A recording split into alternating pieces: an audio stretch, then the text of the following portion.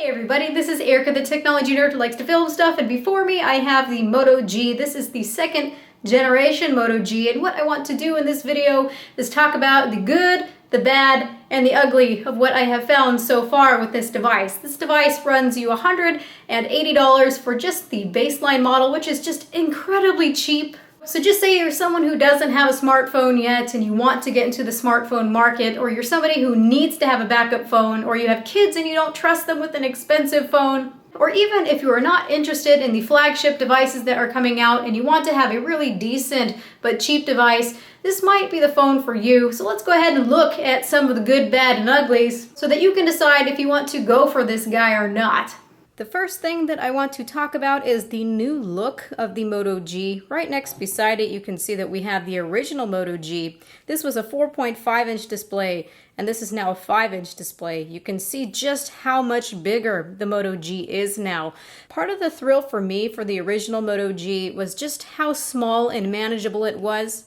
It is nice to have that 5-inch display, but honestly, it almost feels like the size is unnecessary. We do have quite large bezels on the top and bottom. I know that has to do a lot with the stereo speakers that we have on this phone, which I will get into. But now if you take it and compare it to other phones on the market, here we have the M8, which is quite a tall phone.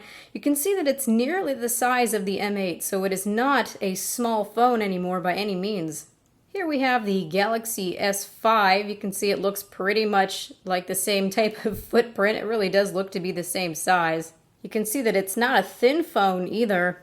So they took it from a delightful size to something that really is much bigger. If you're curious, here we have it next to the LG G3. You can see that it's still thicker than the LG G3. And also we have the Galaxy Note 3. So you can just see that this is not a small phone anymore. And interestingly enough, it's actually quite heavy too. And here's the last one for size, the Moto X. This is the new Moto X, and interestingly enough, they made the Moto X much larger than the original as well. Motorola said that they did well to listen to the feedback of customers, but on this one aspect, did they really? So taking a look around the phone and also talking about some specs, both of these devices have the exact same SoC inside of them, the Snapdragon 400, so that has not changed. So we've got 4 Cortex-A7 CPU cores clocked at 1.2 GHz and an Adreno 305 GPU. Still, it's got only 1 GB of RAM. For internal storage, you have either an 8 or 16 GB variant. And these days, we do have an SD card slot. The original Moto G did not have an SD card slot, but the 4G LTE version that was later released did have an expansion card slot. On the back here, we have a 5 megapixel camera, and we now have an 8 megapixel camera that is on the new Moto G. Sadly, for video recording, it's still only 720p. I will show you some samples for video and some samples for pictures. And I can say right now that I am very, very impressed with this camera, especially on the image side. The video side needs some work. There are some issues going on with it right now. You will see all of that in just a little bit. But this is a very, very nice camera. We also have a single LED flash here. And even though I don't want to compare these two devices because they're separate entities entirely meant for different markets, the camera on the Moto G in so many different ways does a lot better than what the Moto X is doing right now.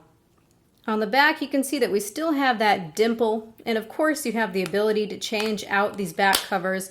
Motorola did provide me with an extra back cover. You can see I've got this yellowish green version. It's kind of a limeish yellow-green. It's really hard to tell exactly what color this is. But yes, the back cover is still removable, although that battery is not removable. Now, unfortunately, they did not increase the size of the battery. It's still 2070 milliamp hours.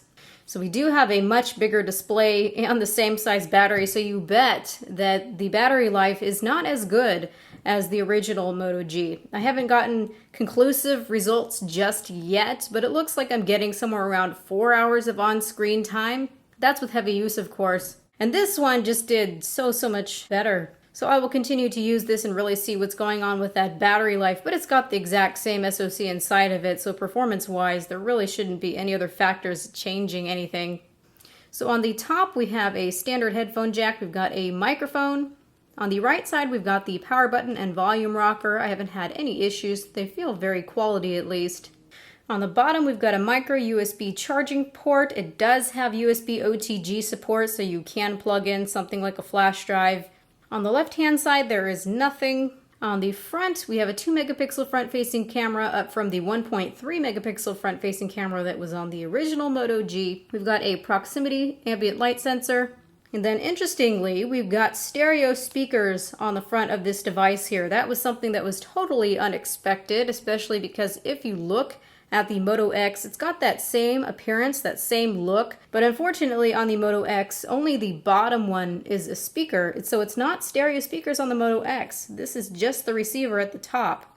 So this has kind of put some people into an uproar, wondering why does the flagship device not have stereo speakers, but this device does. So this is where I want to move on and talk about the speakers a little bit. Yes, these are truly stereo speakers. We truly do have a left channel and a right channel. I've done a lot of listening to actually both of these devices, and I can say that, yeah, it's nice to have these stereo speakers, but they are not by any means great speakers. They don't have much of a stereo resolution, and a lot of the times I can tell that there's quite a bit of distortion, especially at loud volumes. And looking at the speakers on the HTC One M8, these are louder, these are much more clear. There is just no competition. Yes, this has stereo speakers, but they don't come close to touching the quality of the M8. The other interesting thing that I am finding is that even though this does not have stereo speakers, the speaker on the bottom is nice, it's pretty loud, it's pretty clear. And Motorola has added some type of a stereo effect to it, to where in all honesty, I think that just this one speaker on the Moto X is better quality than both of the speakers together on the Moto G. So yeah, I think these stereo speakers are nice for gameplay. It does give it a little bit more of a dimension than just having one speaker on it that's of just okay quality, but now you just have two speakers of just okay quality. So they're nice, but trust me, they're not that nice. So please don't envy the speakers that are in this one. I would just be more envious that Motorola did not include stereo speakers in this one. So no, speakers are not better just because they're stereo. There is another thing that I am curious about, and another thing that I want to point out. You can see that the look of this device is very, very similar to the Moto E. Down to the way that it's built, you can see that the whole design look is very similar. If you look at the Moto E, you can see that there is a little bit of space between where this glass meets the plastic, and we're seeing the exact same thing here. I do have to say that I don't see such a gap on the original Moto G. So what I am seeing with this Moto G and this new way that they're putting it together is that there is some light leaking, especially when you turn up the brightness all the way. Just say that you are in the dark and you are enjoying some content, you're watching YouTube videos, or you're on Netflix. Unfortunately, I see light leaking out the side here. It was the exact same thing on the Moto E. And also on the back side, when that backlight is all the way up, you can see the light leaking through the back cover as well. So that is something that is not very pleasant at all. That's something I did not see with the original Moto G. I really would like to get my hands on a black version of this device, but to me, when looking at the way that this was put together, it's not the same design process as what we have on these two here. I am sure we're going to see variations between how much light bleeding that we see, but anywhere that you see a gap on this device, there indeed is light bleeding right through it. It's not sealed off as it should be. So shame, Motorola, shame, shame, shame. When you have the brightness of the backlight lower, you don't tend to see the light leaking through as bad. In fact, when you are on the lowest brightness, it's quite hard to see the light that's leaking through, so it might not be something that's very bothersome or something that people might not notice at all if they're using the device in the dark, but I just think it's unacceptable. Now, talking a little bit about performance, what is just absolutely great about what Motorola has here is that even though this is $180 for this phone, without contract, without any ties or anything like that, you've got a very decent performing phone. In all honesty, in day-to-day use, most of the time, I can't even tell that this is a $180 phone. It's nice and it's smooth, and that I have to thank in part because Motorola does not include a bunch of launcher changes. They don't do a bunch of frills and crazy things. There's nothing to bog it down or slow it down. This really is essentially vanilla Android, and I appreciate that. This is a very nice functioning phone. You don't have to expect it to have cheap performance because it's actually cheap. Web browsing is a pretty decent experience, although from time to time I do notice a little bit of lag here and there, but it's not horrific. It is still very, very usable, but in terms of scrolling, panning, zooming, don't expect it to be as smooth as a flagship device, but it's more than usable. Once in a while when typing, I do see that it lags a little bit. It doesn't matter whether it's using SwiftKey or the stock keyboard. Once in a while you will see that the input of your characters will be behind your key presses, and that's something that's a little bit annoying. It happens here and there. There is only 1 GB of RAM on this phone. But usually I notice that it's actually quite smooth of an experience. Now moving on to gameplay, I'm actually quite happy to see that this device handles games pretty well. Adreno 305 is not bad, even for handling Asphalt 8. So as far as games in the Android market, I am confident you should be able to play them without much of an issue. I don't think you're going to have a buttery smooth experience, but it's totally fine and completely playable. There is one thing that annoys me is that, yeah, I mentioned already that there's only 1 GB of RAM, so I got out of my game for just a second and just say that I go to look at my Twitter or whatever. I let that Twitter load, then I try to go back to Asphalt 8 and it restarted itself, so I find that to be a bit annoying. So this device really isn't going to be great for multitasking, but all things considered, Soul performance is actually pretty good. Now taking a look at this display, this is a 5-inch display. It's protected by Gorilla Glass 3. It is an IPS display. I think that the viewing angles are okay. You can see though that from the sides you do lose a bit of brightness, although I'm happy to say that there is no color shifting that I can see. Also, this display is over 100 nits brighter than the original Moto G. So with brightness at 100%, I'm roughly getting 363 nits, although this is only at 100% brightness. This is not with auto brightness out in direct sunlight. One thing to remark about direct sunlight is that I do think that it looks pretty decent in direct sunlight. I don't have any issues reading the display. Although for the contrast ratio, I do wish it was a little bit better. It is below 800:1. Now going and looking at some measurements, it looks like they have boosted the gamma in midtones and in shadow areas. When you boost gamma, not only does it boost saturation, but it also makes the image a little darker. I can also see that they are pushing gamma lower towards highlights.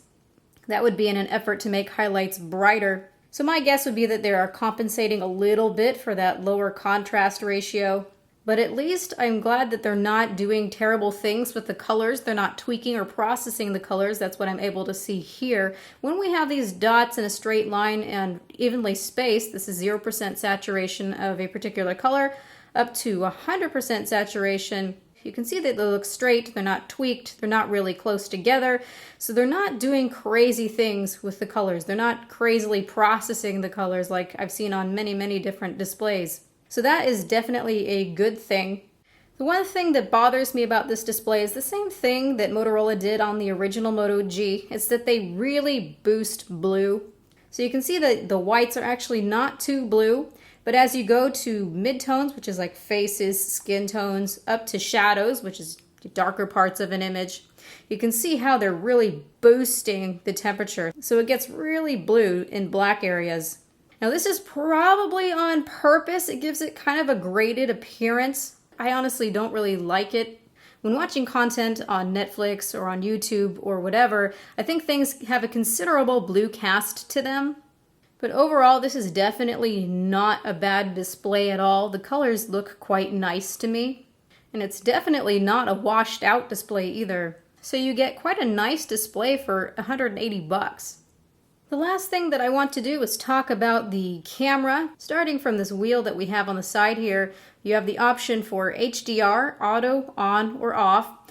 I have to say that when testing HDR that it really is give or take. I would suggest just keeping it off. I think the HDR definitely looks overblown. I will show you some samples. You also have the ability for flash, auto, on, off.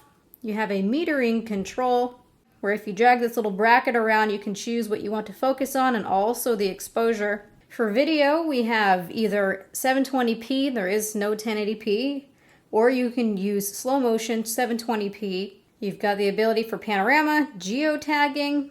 You can put in a SD card to save your content. You also have the option for widescreen, 6 megapixels, 16:9, or standard, 8 megapixels, 4:3. So the aspect of the sensor itself is 4:3, and then you have a 6 megapixel, 16:9 crop. And then you can also turn on or off the shutter to have discrete pictures. You have the ability to switch to the 2 megapixel front-facing camera or to start filming video. Now, sadly, when filming video, when you touch the display, just like it was before, all you do is you take a picture. So everything is completely auto, although you do have the ability to pause and you can touch to resume recording. So that is a nice feature. So it's a very, very simple camera. I really want to show you some samples because I'm very excited with the results. Not only does this have nice colors and photos, but it actually does decent in low lighting as well. There isn't a bunch of noise in the images to speak of. It just does a good job. This is a good camera. Versus what I think is hilarious on the Moto X is that they really did something weird with the colors and photos, although colors tend to look a little bit better in video. But in low lighting, this device just doesn't do very good at all. There's a lot of noise in the images. Also, I find it interesting that this has a wider aperture lens, 2.0 versus 2.25. Also, I noticed that when taking pictures with the Moto X, that things look a little bit more cropped. So for the price of this device, I am not disappointed by the performance of the camera at all. The one thing I am a little bit disappointed with is the video camera because it is that 720p, although colors are nice. But the issue though is that it has some real problems with the exposure. It really bounces around and you'll be able to see that as well. That's something that they really should be able to fix. So I hope that Motorola is able to see this video and thinks to themselves, yeah, we should fix that. So let's go and look at some content. We'll do some comparisons of content so you can see just how well this actually does.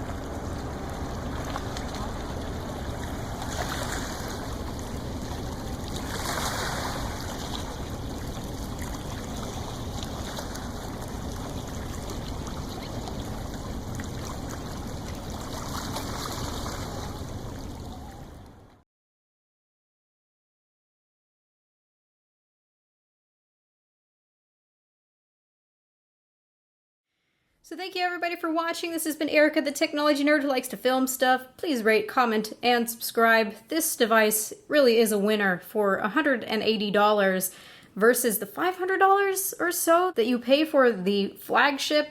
They did put some extra features that are just not on the Moto X. You've got those stereo speakers. You've got an awesome 5-megapixel camera that's just great.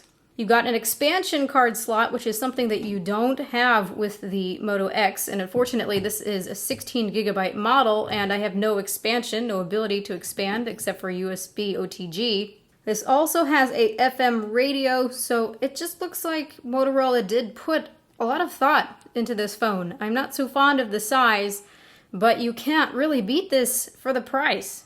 Plus, the launcher is very close to stock, so you should be getting updates pretty quickly. So you will be getting the Android L update. It's a very, very nice and smooth device. You do have some shortcomings, such as not very much RAM. It's kind of aggressive shutting down apps. But otherwise, it's very smooth, and you can't tell that this is $180. You just can't. My only hope is that they come out with an LTE variant, because this really does deserve to have an LTE variant. Although I would assume it would be something like the original Moto G, where they release one that's not LTE and then a little later they release an LTE model. Although really, they should have just released LTE to begin with, and this would be almost a perfect device. So let me know what you all think. Ask me questions if there's something that I didn't cover for right now down in the comment section below. Give this device a look. Don't ignore it just because it's $180. I don't think you'll regret it. Have a good night!